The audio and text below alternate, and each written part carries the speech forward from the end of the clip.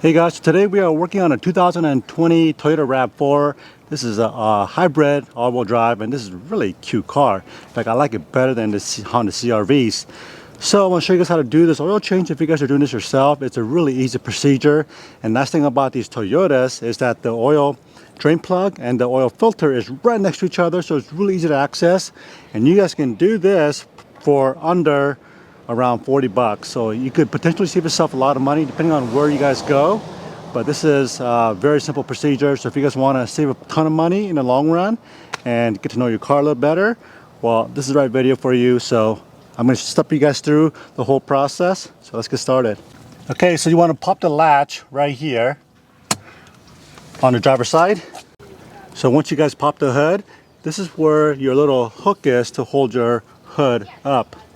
And then right here is where you're going to be filling up your oil. And then this is where you check the oil right here with this yellow dipstick. So it's always a good idea just to crack open your filler cap. That way, if there's a vacuum in there, this will alleviate the vacuum and your oil will drain out a little bit better. Alright guys, so we're working on this car on a busy street. So it's a good idea if you guys have some cones, to put some cones up for safety.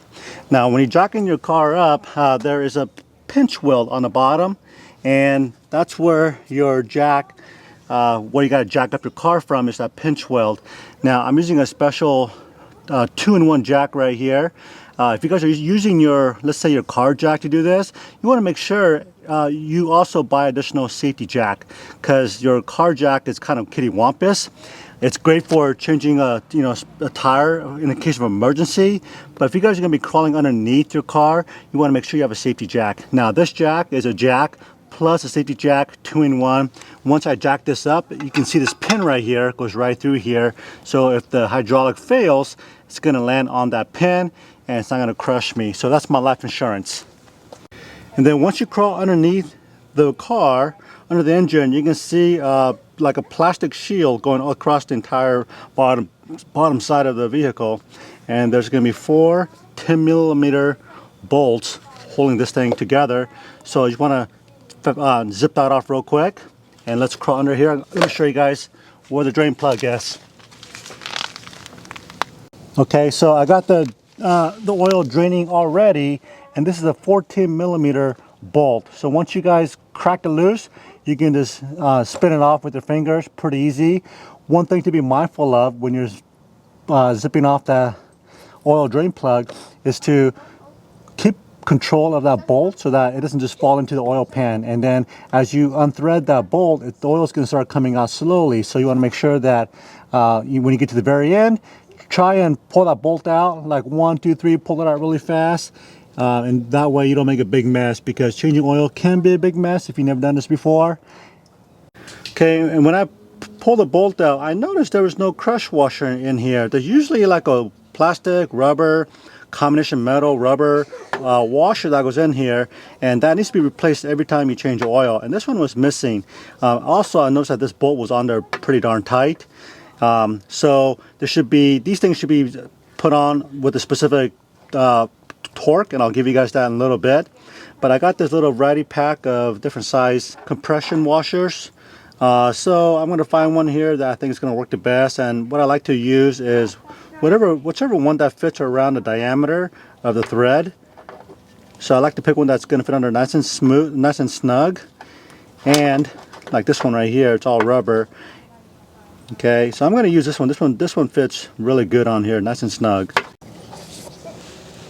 All right, so I got the bolt on there. We're just going to put this finger tight for right now. The oil filter is right in front of the oil pan, which is towards like the front of the engine, and it's right here. You guys can see that.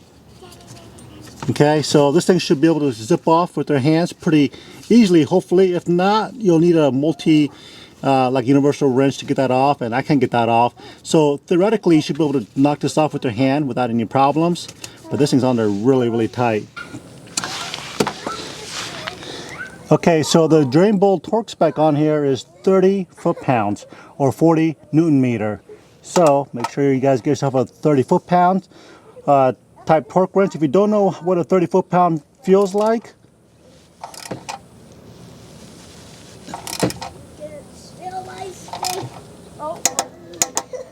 right there.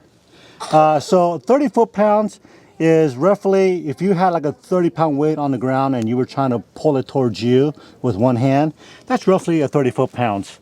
But then again, if you're not sure what that feels like, then go get yourself a torque wrench at Home Depot or Lowe's. They're pretty inexpensive, like around $60 to $80 for a small one.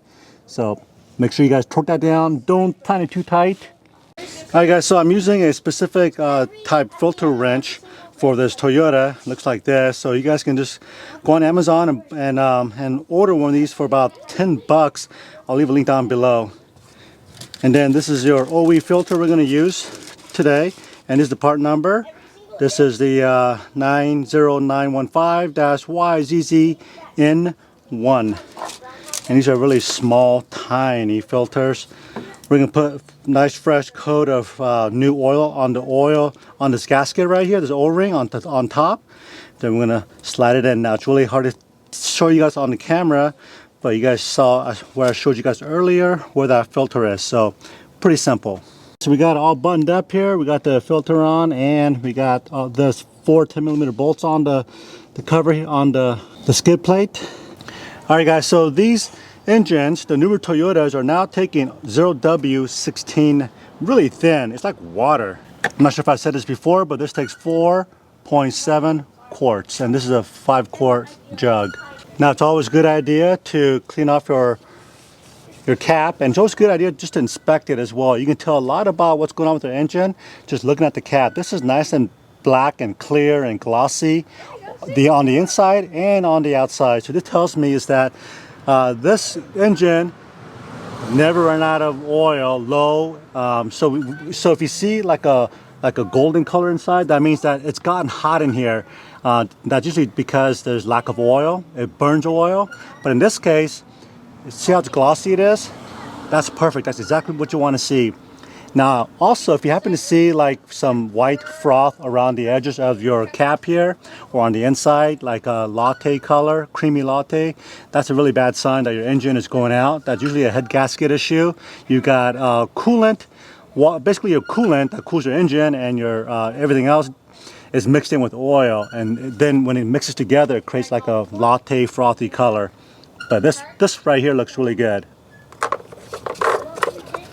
Okay, so after you start the car up for a little bit, take it for a quick test drive, let it sit for about 5 minutes, come back in here and pull your dipstick, wipe the first one off, put it back in, pull it back out, and then this is where you want to check the level.